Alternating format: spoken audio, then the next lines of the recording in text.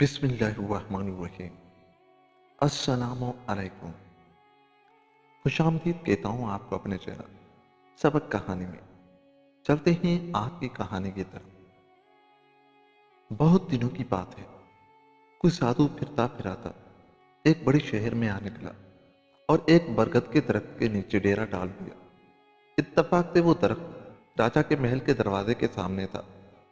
आलती मालती मार आसन लगा आंखें बंद कर साधु खुदा की याद में मसरूफ हो गया। हिलना न जुलना, खाना न पीना, देखना न बात करना। इसी हालत में कई दिन गुजर गए। राजा की राजधानी दारुल हुकूमत में अक्सर साधु भीख मांगने आते थे। भभूत मले, बाल बढ़ाए, नंग धड़ंग, सिर्फ कमर में छोटी सी लंगोटी, और अगर कपड़े पहने होते तो इतने फटे पुराने कि यूं मालूम होता कि तेज हवा से उनके चीथड़े उड़ जाएंगे। उनके कपड़ों का रंग गिरवा होता था, लेकिन ये साधु साफ सुथरा साधु था। वो गहरे नीले रंग के खद्दर का लिबास पहनता। उसकी दाढ़ी और सर के बाल घुंघरियाले और स्याहे, लगता था हर रोज कंघी करता है। इस साधु के आने की खबर दूर दूर तक फैल गई। जो भी सुनता उसकी जियारत करने जरूर आता। बरगद के दरख्त के नीचे लोगों का अच्छा खासा मेला रहने लगा। लोग इस इंतजार में रहते कि कब वो आंख खोले और कब वो उसे दुआ के लिए दरख्वास्त करें। होते होते साधु की शोहरत राजा के कानों तक भी पहुंची। वो बड़ी अकीदत के साथ साधु से मिलने के लिए आया और कहा कि मैं आपके यहाँ आने पर न सिर्फ खुश हूँ, बल्कि मुझे तो ऐसा लगता है कि आपके दम कदम से मेरी मुराद पूरी हो जाएगी। मुझे हर नेमत मुयस्सर है, मगर बेटा नहीं। सिर्फ एक बेटी है जिसकी उम्र 14 साल है। राजकुमारी बेहद हसीन थी। रवाज के मुताबिक उसकी मंगनी बचपन में ही हो गई थी। उसका मंगेतर करीब की एक रियासत का राजकुमार था। एक दो दिनों के अंदर उन दोनों की शादी होने वाली थी। शादी होने तक राजकुमारी के बाहर आने जाने पर पाबंदी थी।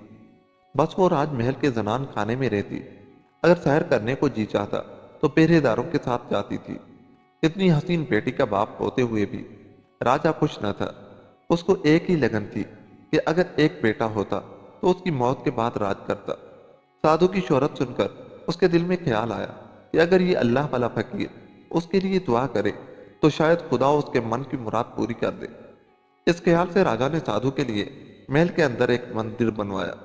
मंदिर जाने का रास्ता दरख्तों के झुंड में से होकर गुजरता था। उसके चारों तरफ ऊंची चार दीवारी बना दी गई थी।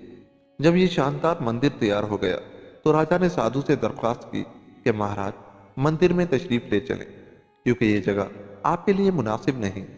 साधु ने राजा की दरख्वास्त कबूल कर ली और चेलों को लेकर मंदिर में चला गया। साधु की खबर जनान खाने में पहुंची तो नौजवान राजकुमारी के दिल में उसको देखने का शौक पैदा हुआ। असल में वो अपने मंगेतर राजकुमार के बारे में साधु से कुछ बातें मालूम करना चाहती थी। एक रात राजकुमारी ने अपनी आया को साथ लिया और झाड़ियों की ओट में चुपती छुपाती मंदिर तक पहुंच गई। मंदिर में साधु मौजूद था। वो राजकुमारी को देखकर हैरान रह गया। इतनी खूबसूरत लड़की उसने कभी ख्वाब में भी न देखी थी। उसने राजकुमारी से कहा कि वो उसके साथ शादी कर ले। ये सुनकर राजकुमारी को बहुत सदमा हुआ। उसने साड़ी के पल्लू से अपना चेहरा ढांप लिया और वहां से भाग निकली। साधु को राजकुमारी से ये उम्मीद न थी। उसे बहुत गुस्सा आया। उसने खंजर निकाला और जोर से भागती हुई लड़की के पीछे फेंका। खंजर राजकुमारी के पैर में लगा। उसने खंजर को खींचकर परे फेंक दिया और दौड़ती हुई अपने कमरे में चली गई। कमरे में पहुंचकर उसने जख्म को धोया और मरहम पट्टी की। आया दबे पांव कमरे में आई तो देखा कि राजकुमारी सोई हुई है। दिन चढ़े राजा साधु के पास आया तो देखा कि उसका पीर न उससे बातचीत करता है, न उसकी तरफ आंख उठाकर देखता है। राजा ने अपने जूते मंदिर के बाहर उतारे और चंद कदम अंदर गया, मगर साधु पत्थर का बुत बना बैठा रहा। राजा ने आगती से पूछा, क्या बात है महाराज? मुझसे क्या गुनाह हुआ है जो आप यूं खफा हैं? साधु ने राजा की किसी बात का जवाब न दिया, उसी तरह बैठा रहा। राजा ने फिर कहा, कल ही का वाक्या है। हम कितनी देर बैठे बातें करते रहे। मैं आपके इल्म के दरिया से अपनी प्यास बुझाता रहा। क्या आज आप एक लफ्ज भी नहीं कहेंगे? साधु ने गुस्से से जवाब दिया, मुझे कुछ नहीं कहना, इसलिए कि तुम सुन नहीं सकोगे। राजा ने बड़ी आजिजी से कहा, महाराज, आप जानते हैं कि आपके मुबारक होंठों से निकली हुई हर बात मेरे कानों में रस घोलती है। साधु चुप रहा। कुछ देर राजा की तरफ देखता रहा, फिर बोला, बेहतर यही है कि कल रात में जिस राज से वाकिफ हुआ हूं उससे तुम नावाकिफ रहो।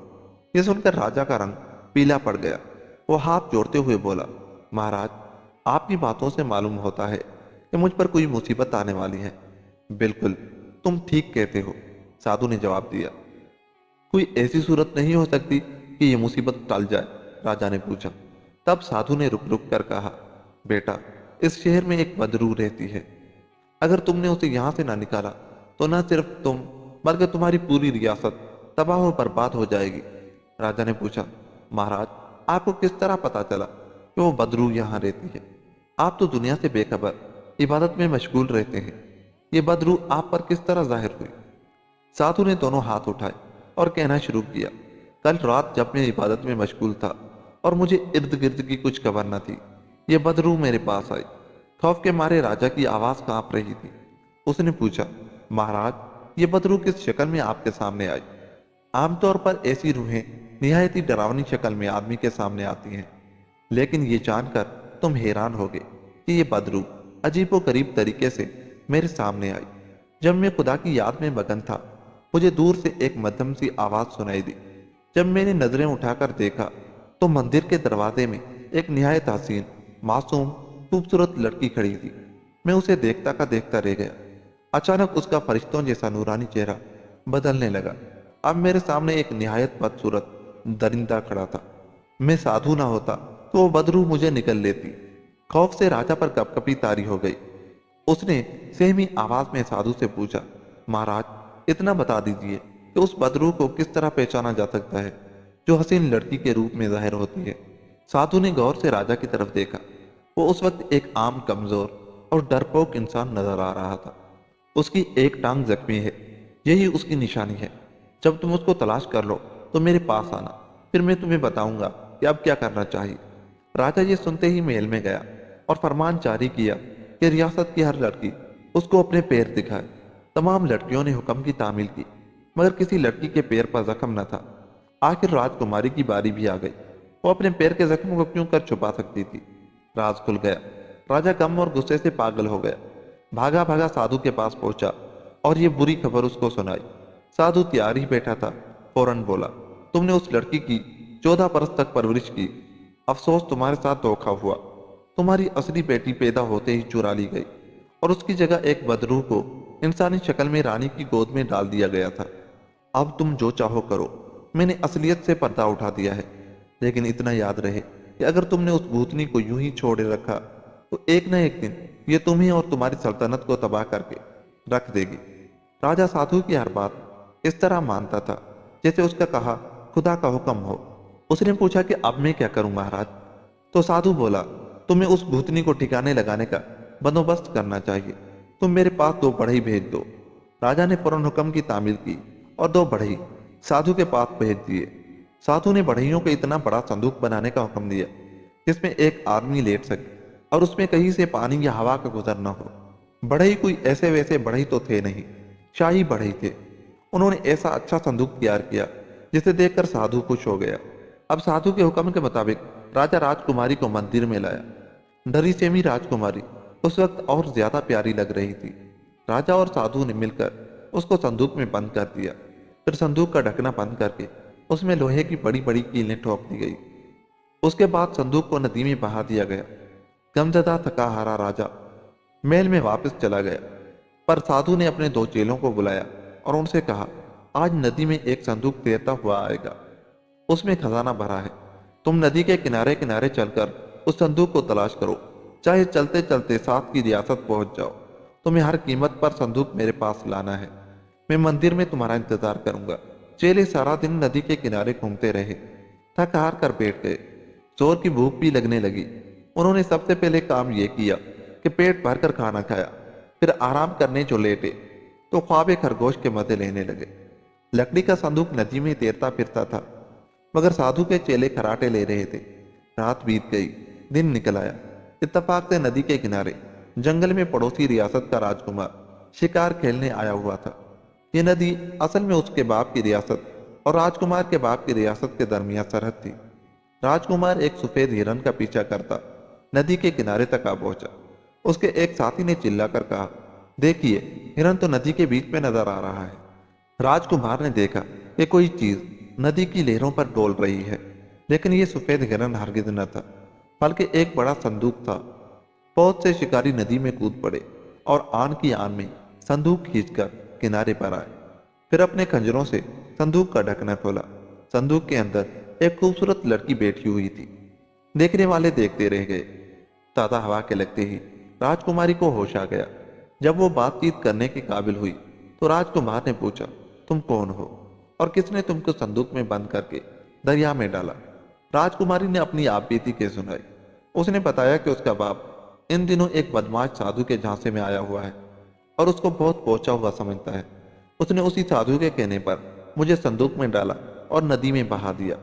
राजकुमारी ने राजकुमार को यह बिल्कुल नहीं बताया कि एक रात वो चोरी चोरी साधु को देखने के लिए मंदिर में गई थी। राजकुमार ने उसे गौर से देखते हुए कहा, मेरा ख्याल है आप ही मेरी मंगेतर हैं। ये सुनकर राजकुमारी ने अपना चेहरा घूंघट में छुपा लिया और बोली, अगर उस कबीर साधु को पता चल गया कि मैं संदूक में से जिंदा बच निकली हूं तो वो मुझे जान से मारकर ही दम लेगा। यह कहकर उसने राजकुमार को असल किस्सा सुना दिया कि किस तरह वो रात को चुप छुपा कर साधु को देखने गई थी और किस तरह साधु ने खंजर मारकर उसे जख्मी कर दिया था।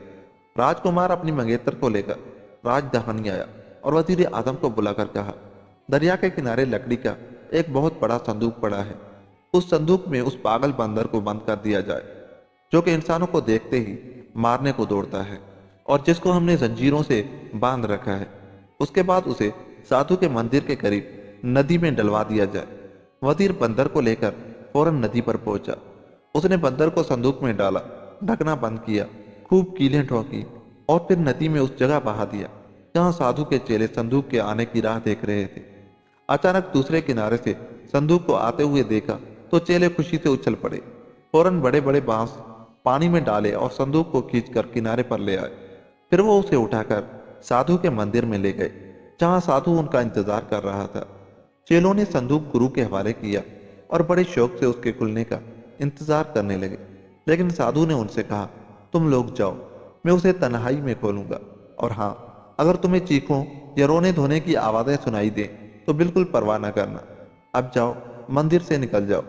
चेले मंदिर से बाहर चले गए और दरवाजा अच्छी तरह बंद कर दिया, लेकिन हैरानी के आलम में वो मंदिर के दरवाजे पर कान लगाकर बैठ गए।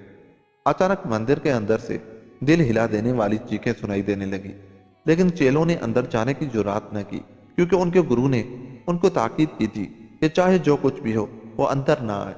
यकायक एक होलनाक चीख सुनाई दी और फिर एकदम खामोशी छा गई। यह खामोशी चीख से कहीं ज्यादा खौफनाक थी। चेले कुछ देर इंतजार करते रहे, फिर हौसला करके मंदिर का दरवाजा खोलने के लिए चूं ही दरवाजा खुला, एक मोटा सा बंदर चीखता गुर्राता बाहर की तरफ लपका और महल की दीवारें फांदता जंगल की तरफ भाग गया। अब जो चेलों ने मंदिर के अंदर झांक कर देखा, तौबा तौबा, खुदा की पनाह, वो दोनों उल्टे कदमों चीखते चिल्लाते महल के दरवाजे की तरफ दौड़े। राजा के सिपाही मंदिर में गए तो देखा कि साधु खून में लथपथ मरा पड़ा है। साधु की मौत की खबर राजकुमारी और राजकुमार को मालूम हुई। वो बहुत खुश हुए और उसी वक्त थोड़ी सी फौज लेकर राजकुमारी के मुल्क रवाना हो गए। राजकुमारी के बाप को असल किस्सा मालूम हुआ तो वो अपनी नादानी पर बहुत शर्मिंदा हुआ। राजकुमारी को सीने से लगाया, प्यार किया और राजपाट राजकुमारी के शौहर के हवाले करके खुद खुदा की इबादत करने लगा। और यूं ये कहानी खत्म हुई। दोस्तों, अगर आपको हमारी ये कहानी अच्छी लगी तो जाते जाते हमारे चैनल को सब्सक्राइब करके आप भी हमारा हिस्सा बन जाएं, ताकि हमारी हर आने वाली वीडियो की नोटिफिकेशन आपको बआसानी मिला करे। हमारी वीडियोस को लाइक और शेयर भी करें। मिलते हैं किसी ऐसी ही वीडियो के साथ, तब तक के लिए अल्लाह ने के बाद।